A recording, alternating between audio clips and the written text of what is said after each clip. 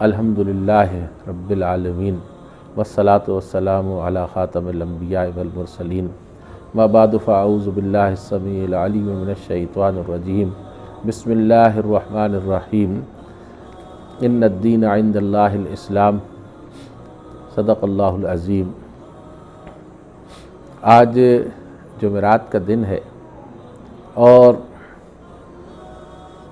23 جولائی سن 2020 عیسوی اور یکم ذوالحج سن 1441 ہجری ہے۔ یہ 10 دن جو کہ نبی کریم صلی اللہ علیہ وآلہ وسلم کی احادیث مبارکہ کے اندر بیان کیے گئے ہیں، انتہائی عظمت والے اور برکت والے دن ہیں۔ بعض مفسرین سورۃ الفجر کی دوسری آیت میں وَلَيَالٍ عَشْرٍ سے مراد بھی ذوالحج کی یہ ابتدائی 10 راتیں لیتے ہیں، اور نبی علیہ الصلوۃ والسلام نے ان کے بارے میں فرمایا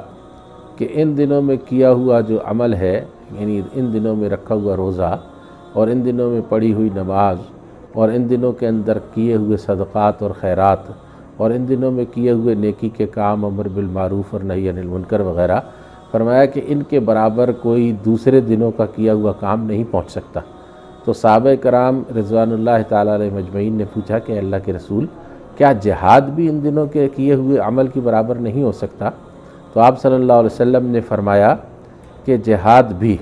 سوائے اس صورت کے کہ جہاد کے لیے جانے والا جو مجاہد ہے وہ اپنی سواری اور اپنی جان لے کر جہاد میں نکلے اور پھر نہ سواری واپس آئے اور نہ اس کی اپنی جان، یعنی دونوں چیزیں اللہ کے راستے میں قبول ہو جائیں، تو وہ عمل جو ہے وہ ان دنوں میں کیے ہوئے اعمال سے بڑا ہو جائے گا۔ اور اسی طریقے سے آپ صلی اللہ علیہ وسلم نے ان دنوں کے بارے میں یہ فرمایا کہ ان میں سے ہر دن جو روزہ رکھا جاتا ہے وہ روزہ جو ہے وہ 1 سال کے پچھلے سال کے گناہوں کی جو ہے تلافی بن جاتا ہے، ان کا کفارہ ہو جاتا ہے اور ان کی مغفرت کا سبب بن جاتا ہے۔ اور جو 9 تاریخ کو عرفہ کے دن روزہ رکھا جاتا ہے وہ روزہ جو ہے وہ ایک پچھلے سال اور ایک اگلے سال کے گناہوں کی تلافی کا سبب بنتا ہے اور مغفرت کا باعث بنتا ہے۔ تو لہٰذا یہ جو دن ہیں ان دنوں کی اللہ رب العزت کے یہاں بہت عظمت ہے۔ انہی دنوں کے اندر حج بھی کیا جاتا ہے۔ یوم الترویہ یعنی 8 تاریخ جب حاجی منی میں جمع ہوتے ہیں، یہ انہی دنوں کے انہی 10 دنوں کے اندر آتا ہے۔ پھر یوم العرفہ جب کہ حاجی عرفات کے میدان میں جمع ہوتے ہیں اور پورا دن اللہ رب العزت سے الہ وزاری کے ساتھ اپنے اور اپنی نبی علیہ الصلوۃ والسلام کی امت کے لیے دعائیں کرتے ہیں، تو وہ یوم العرفہ بھی انہی 10 دنوں کے اندر آتا ہے۔ اور جو یوم النحر ہے، قربانی کا اصل دن 10 تاریخ جب حضرت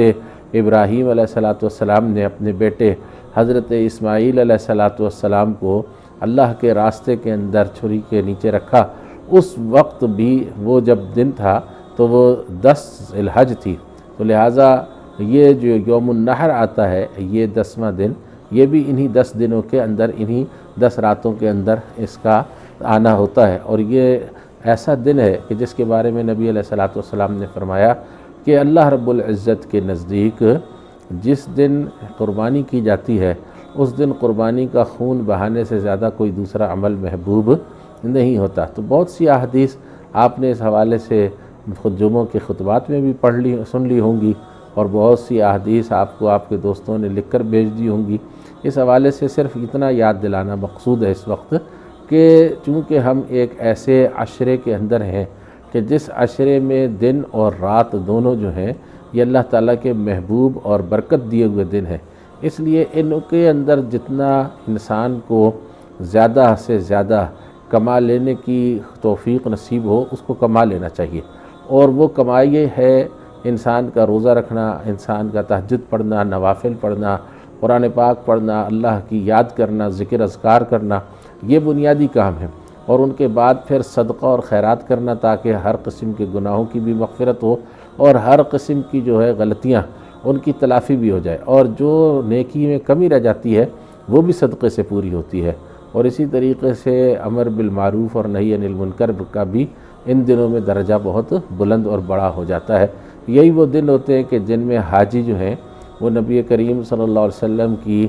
دی ہوئی ہدایات کے مطابق حج تمتع کرتے ہیں، اور ان دنوں میں بے تحاشا حاجی جو ہیں وہ ان کے عمرے ہو رہے ہوتے ہیں۔ تو آسمان سے زمین تک ایک نورانی حلقہ ہوتا ہے جو قائم ہوتا ہے، اور جو ان دنوں میں کما جاتا ہے وہ کما جاتا ہے، اور جو ان دنوں میں محروم رہ جاتا ہے وہ محروم رہ جاتا ہے۔ تو اللہ تبارک و تعالی ہمیں اور آپ کو کمانے کی اور محروم نہ ہونے کی توفیق نصیب فرمائے۔ وآخر دعوانا الحمدللہ رب العالمین۔